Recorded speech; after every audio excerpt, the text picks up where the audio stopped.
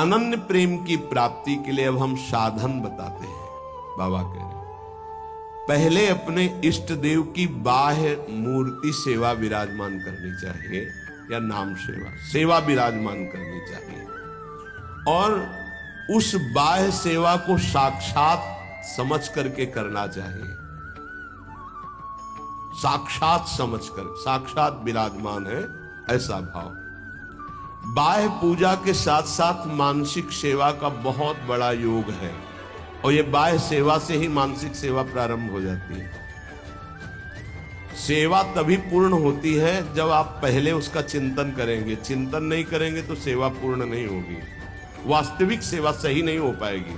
पहले आज श्री जी को कौन सा पोशाक धारण कराना है, कौन सी पत्रावली करनी है, और कैसे केशपाश्रमा, आज कौन से कुंडल, अच्छा ऐसे कुंडल, ऐसे ऐसे, और आज भोग में क्या क्या, ये भोग में ऐसे श्री जी यहाँ विराजमान होंगे, ऐसे ऐसे छत्र होगा, ऐसे भोग लगेगा। पूरी मानसिक चिंतन होता है, फिर वो सेवा प्रगट में होती है। तो प्रगट सेवा ही मानसिक सेवा में पहुंचा देती है। पूज्य बाबा कह रहे गोपी जनों की तरह प्रेम प्राप्ति के लिए सबसे पहले अपने इष्ट का चयन और इष्ट की अनन्यता। इष्ट की अनन्यता, इष्ट की अनन्यता में आ गया अपने इष्ट का नाम जपना, अपने इष्ट का मंत्र जपना, अपने इष्ट का ही गुणगान करना, अपने इष्ट के विषय में ही सोचना, ये सब आ गया।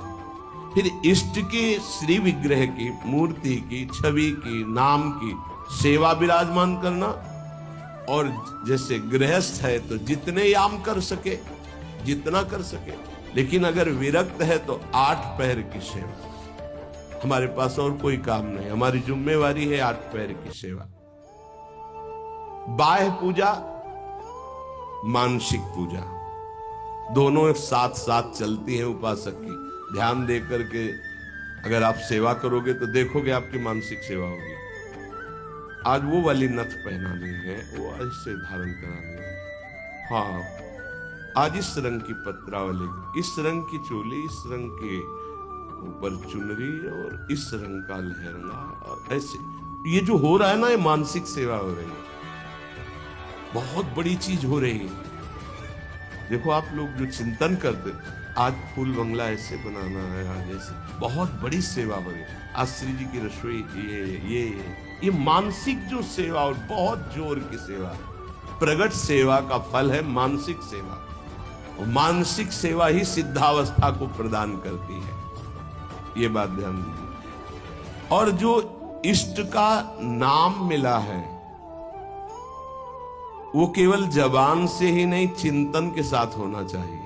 प्रेम की बात कर रहे हैं, केवल हम जबान से रट रहे मंगल है, लेकिन यहां कह रहे गोपी प्रेम की बात, गोपी जैसा प्रेम, उसका चिंतन होना चाहिए। जैसे राधा राधा, तो हमारा चिंतन भी हो रहा है। बाह्य जप से बहुत समय लगेगा, जब बाह्य जप और आंतरिक चिंतन दोनों एक साथ होंगे, बहुत जल्दी वासनाओं का नाश होकर आनंद की उत्पत्ति होती है।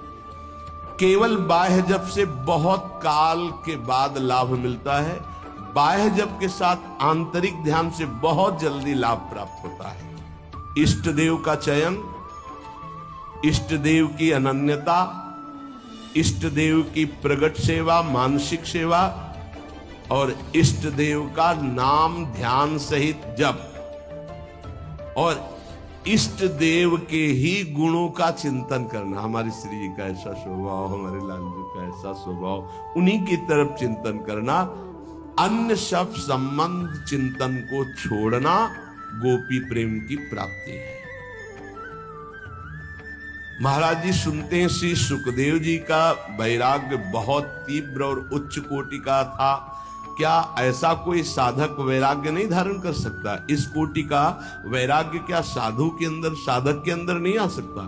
निश्चित आ सकता है, पर ये सकामी साधक के अंदर नहीं, विषयी साधक के अंदर नहीं। जो निष्काम भाव से दृढ़ निश्चयी है कि केवल शरीर पोषण के लिए वस्त्र और भोग आदि, जो प्रारब्धवशात, कोई चाह नहीं, उसके हृदय में तीव्र वैराग्य जागृत होता है। दृढ़ लक्ष्य, दृढ़ निश्चयी, शरीर की भी परवाह नहीं, नहीं खान पान ते भावे है, नहीं कोमल वसन सुहावे है, सब विषय लगे ते खारा है, हरि आशिक का मग न्यारा है। जो अंदर से दृढ़ निश्चयी नहीं है, अंदर से भगवत प्रेम का भाव लक्ष्य नहीं है, तो बाह्य त्याग फिर दंभ पैदा कर देता है, दिखावटीपना फिर आने लगता है, जो बहुत ही साधक के जीवन में धोखा पैदा कर देता है। ये बुद्धि है बहुत जल्दी सिद्ध होना चाहती, फिर वो नाटक शुरू कर देता है, बहुत शास्त्र विरुद्ध आचरण होने लगते हैं। इसलिए निष्काम भगवत प्राप्ति का दृढ़ लक्ष्य, निरंतर भगवत चिंतन, खान पान आदि से राग रहित, तो श्री सुखदेव जी जैसा वैराग्य आ ही जाएगा। पूज्यपाद बाबा कहते ऐसा नहीं कि उनको जो वैराग्य था वो किसी को प्राप्त ही नहीं हो सकता। लाखों हो गए हैं, देखा थोड़ी सबने, लाखों हो गए, लाखों हैं, लाखों होते रहेंगे। ये भगवान की सृष्टि है। जैसे जड़ भरत जी की स्थिति आई, उनसे ऊंची ऊंची स्थिति के ज्ञानी महापुरुष देखे गए, उनसे ऊंची स्थिति के ज्ञानी महापुरुष देखे गए, पर चर्चा उनकी गाई गई है। भगवान ऋषभदेव जी के पुत्र, लेकिन ऐसे लाखों जड़ भरत हो चुके, लाखों होंगे। ये भगवान की सृष्टि, ऐसे ऐसे महापुरुष ब्रह्मबोध संपन्न देखे गए, जिन बिल्कुल निरपेक्षता की मूर्ति, निरपेक्षता की मूर्ति। हाँ, जिस दिन से सन्यास हुआ कभी वस्त्र ही नहीं धारण किया, दिगंबर, गंगा जी का किनारा भाई, ऐसा सरल स्वभाव कि मतलब देखने से ऐसा लगता था देखता ही रहे कोई। ऐसे सब जटा, सब बाल, ऐसे दिगंबर बैठे हुए, वो भोला बालक जैसा चेहरा, वो तपस्या के धनी, बड़े बड़े धर्म सम्राट करपात्री जी आदि साष्टांग दंडवत करते। असनी गंगा किनारे स्वामी श्री अनंग बोधाश्रम, सेनपुर स्वामी श्री मग्नानंद सरस्वती जी, नजफगढ़ श्री स्वामी ओंकारानंद, ये गंगा का किनारा ना, एक से एक महापुरुष, सिद्ध महापुरुष। पूज्य बाबा, ये भगवान की प्राप्ति भगवान की इच्छा पर निर्भर है या पुरुषार्थ पर निर्भर है? भगवत प्राप्ति भगवत इच्छा पर निर्भर है कि वो जिसको चाहेंगे मिल जाएंगे, या अपना भी कोई पुरुषार्थ है? भगवान की आज्ञा का पालन करते हुए जो पुरुषार्थ करता है उसी को भगवत प्राप्ति होती है। ये कायरता नहीं कि बैठे भगवान की इच्छा होगी तो भगवान मिल जाएंगे, ऐसे कभी नहीं होगा। देखो जो वर्णन कर रहे हैं महापुरुष, भगवान की आज्ञा का पालन करते हुए भगवत प्राप्ति के लिए बहुत प्रयासशील, जितनी हम में सामर्थ्य है, निश्चित उसको ही भगवत प्राप्ति होती है। जिसका जितना तीव्र पुरुषार्थ होगा उसका उतना ही भगवत कृपा उसके ऊपर उतरेगी। पुरुषार्थ अत्यंत आवश्यक, रात दिन जो लगी हुई। सिद्धि असिद्धि में सम रहना है भगवान की इच्छा का, ये छोड़ दो। फल की सिद्धि असिद्धि में हमारा प्रयास पूरा रहेगा, उसी को भगवत प्राप्ति है। सिद्धि असिद्धि में सम रहो, लाभ मिला कि नहीं मिला, फायदा हुआ कि नहीं हुआ, इस पर सम रहो, इस पर ध्यान मत दो। तुम पुरुषार्थ करते रहो, प्रयास करते रहो, निश्चित तुम्हें भगवत प्राप्ति हो जाएगी, पक्का। देखो ये पूरे जीवन की यात्रा की बात है, 4 दिन में सुधरने वाले नहीं है। विश्वास हमारी बात पर करना, ये कोई छोटे मोटे शत्रु नहीं है, नहीं तो तुम्हारी साधना फिर ढीली हो जाएगी कि 2 साल हो गए, अभी तो हम काम विजयी नहीं हुए, क्रोध विजयी नहीं हुए, अभी हम लोभ विजयी नहीं हुए, मोह विजयी नहीं। छोड़ो ये सब बात, तुम भजन का पुरुषार्थ करो, जैसी स्थिति है वैसे शांत रहो, शांति से ये नष्ट हो जाएंगे। निरंतर भगवान के स्मरण में लगे रहो। भक्तों की ये मान्यता फल पर होती है कि भगवान जैसा चाहे, लेकिन पुरुषार्थ पर नहीं। हमें जो समय, जो दिनचर्या, जो भजन, उस पर हम कायर बन करके नहीं बैठेंगे अब जैसा भगवान, नहीं। उसके लिए हमें जो गुरुदेव ने आज्ञा करी, जो दिनचर्या, जो भजन, उस पर तत्पर रहेंगे।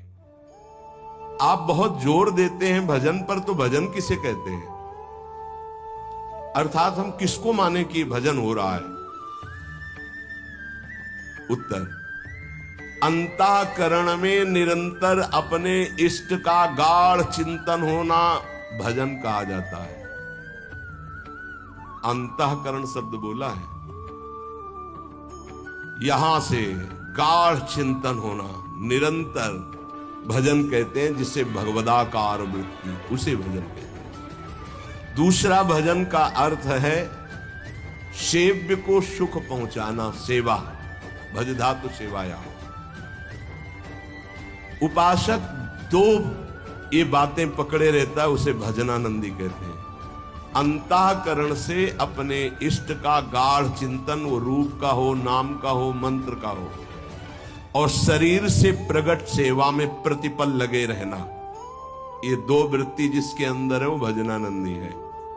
सेवा में चाहे वो गृहस्थी की सेवा हो, व्यापार हो, नौकरी हो, किसानी हो, या विरक्ति की सेवा में जो भी सेवाएं हैं, शरीर से प्रतिपल सेव्य को सुख पहुंचाने के लिए सेवा, और हृदय से प्रतिपल आराध्य देव का स्मरण, इसी का नाम भजन है। और यही भजन परमानंद प्रदान करता है, यही भजन महापुरुष बना देता है, यही सेव्य के समान कर देता है। प्रभु सेव्य है, प्रभु के समान कर, ब्रह्मविद ब्रह्मयु भवति। तो भजन क्यों करना चाहिए? अपना कमाते हैं, खाते हैं, जी रहे, क्यों भजन करें?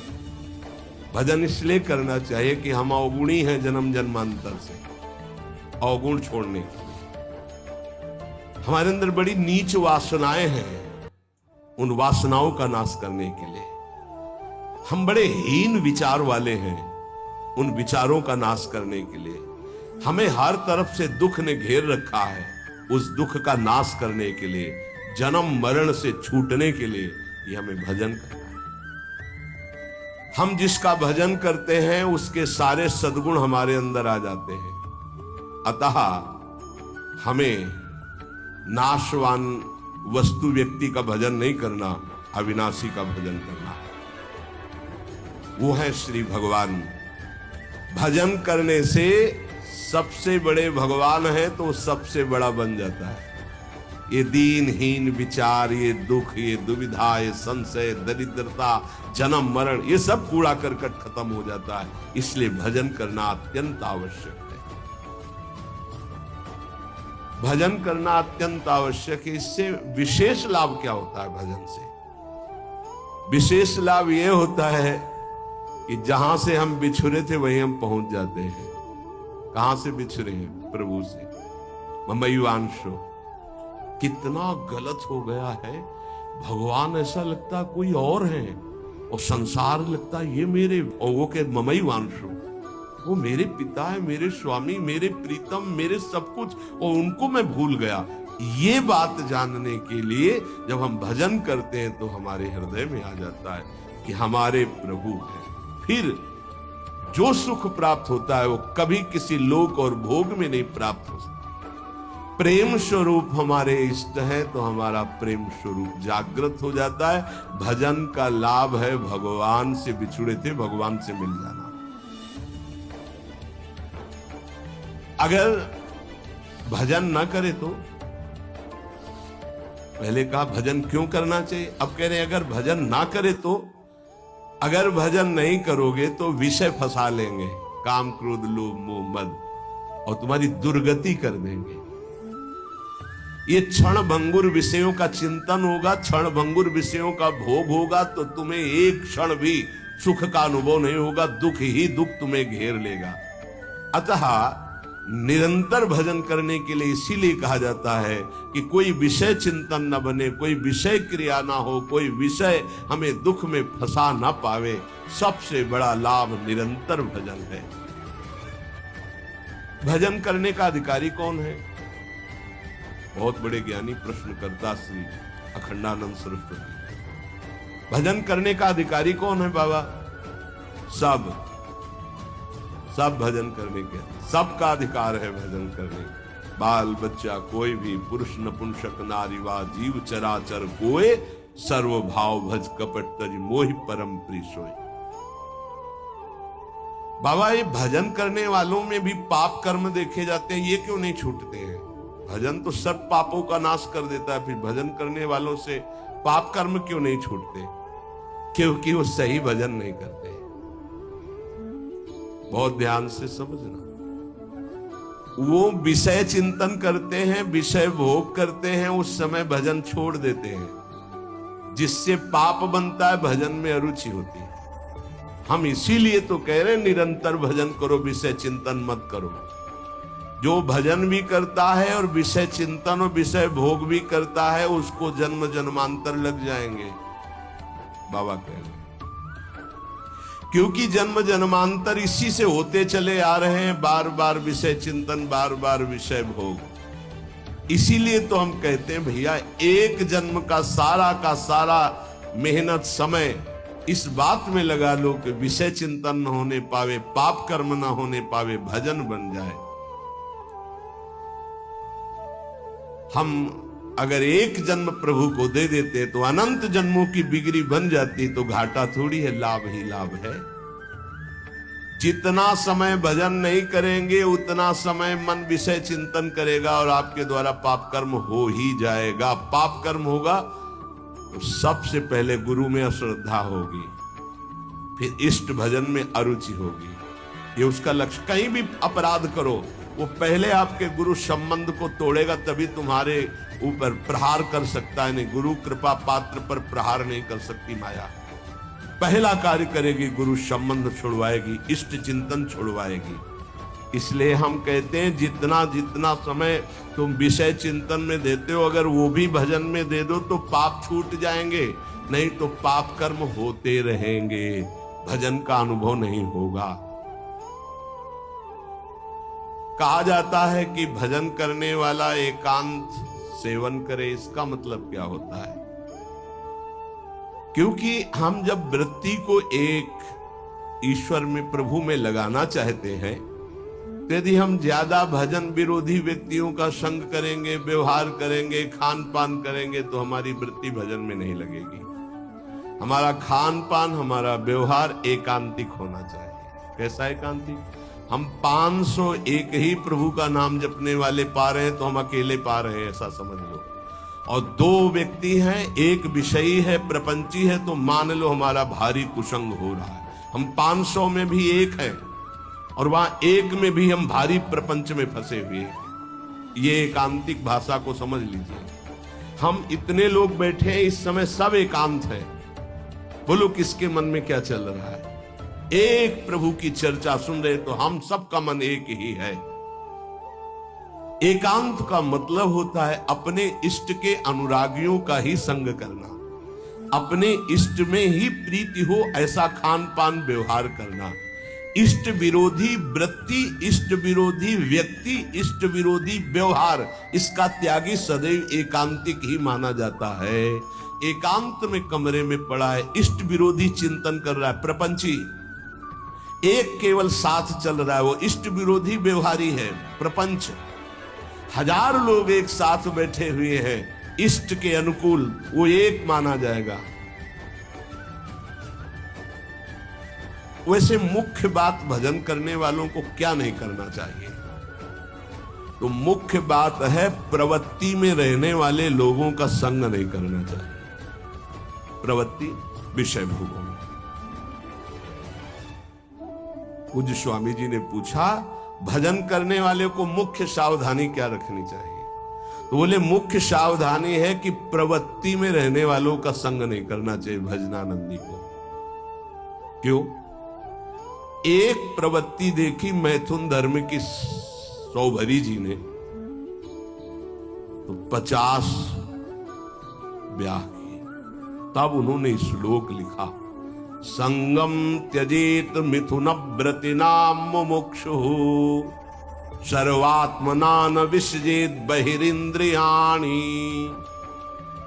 अय मुमुक्षु, संसार से मुक्त होने वाले साधक, ये जो मैथुन प्रवृत्ति में युक्त जन है, इनका संग भूल के भी मत करना। उनमें परमाणु है ऐसे, वो तुम्हारे को विचलित कर देंगे, तुम्हारे भजन को छीन लेंगे, तुम्हारा भजन का मार्ग अवरुद्ध हो जाएगा। संगम त्यजेत मिथुन व्रति नाम, यही बाबा ने बताया। भजन करने वालों को विशेष त्याग की बात क्या है, क्या ऐसा है जो उनको बिल्कुल नहीं करना चाहिए? तो बोले जो प्रवृत्ति में, संसार के भोगों में है, निवृत्ति मार्ग के उपासक, भगवत प्राप्ति के मार्ग के उपासक, उनका संग नहीं करना, उनके साथ चलना, उनसे संभाषण करना। ऐसा अगर भगवत चर्चा जनित प्रश्न है, आप उत्तर देने की क्षमता रखते हैं, इसके बाद राग नहीं करेंगे। क्षमता का मतलब समझते हो? जैसे हम आपसे संभाषण किया, अब आपकी याद नहीं आनी चाहिए संभाषण हटने के बाद।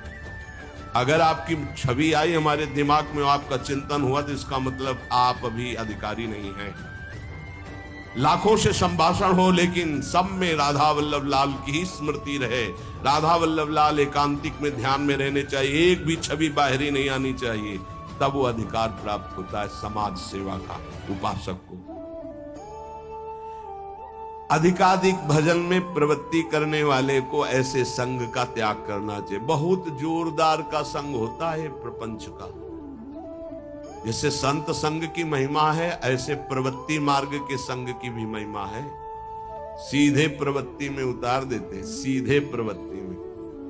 बहुत सावधान, बहुत सावधान। ये महापुरुष जन ऐसे नहीं बोल रहे, बहुत सावधान। प्रवृत्ति मार्ग के जनों का संग करना सबसे ज्यादा त्याज्य विषय भजन करने वालों को है, ये ध्यान रखें। बहुत तरह से फंसाव हो जाते, बहुत तरह से जलना पड़ता है, जलना पड़ता है, महसूस होता है कि हमने गलत किया, जो हमने स्वीकार किया वो गलत किया, महसूस होता है। पर एक बार स्वीकृति हो गई तो कुछ भी हो, इनका बेड़ा पार होना चाहिए।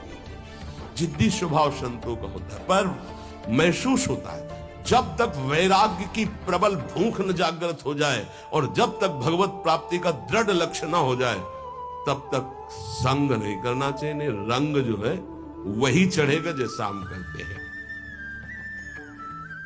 महाराज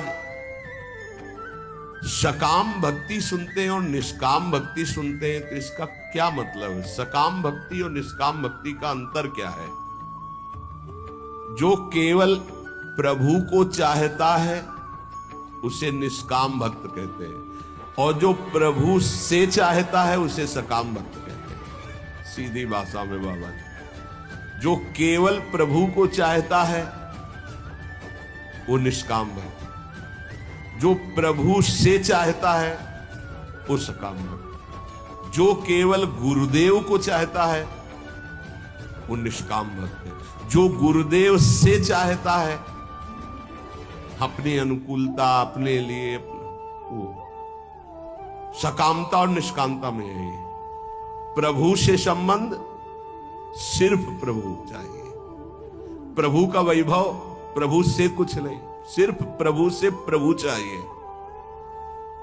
आप चाहिए, आप गुरुदेव से सिर्फ गुरुदेव चाहिए। आप अपने स्वरूप में स्थित हैं, आप अपने स्वरूप का बोध करा दीजिए।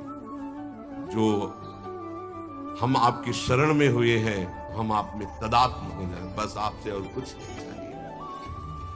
केवल प्रभु से कोई चाहना, प्रभु से प्यार ना होना सकामियों का लक्षण है। प्रभु से कुछ न चाहना, केवल प्रभु से प्यार करना, ये निष्कामियों का लक्षण है। ऐसे बड़े बिरले निष्काम। और महाप्रभु अपने धर्म के लिए तो कहते हैं, सबसे पहले कह रहे सबसो हित निष्काम, कोई चाह नहीं।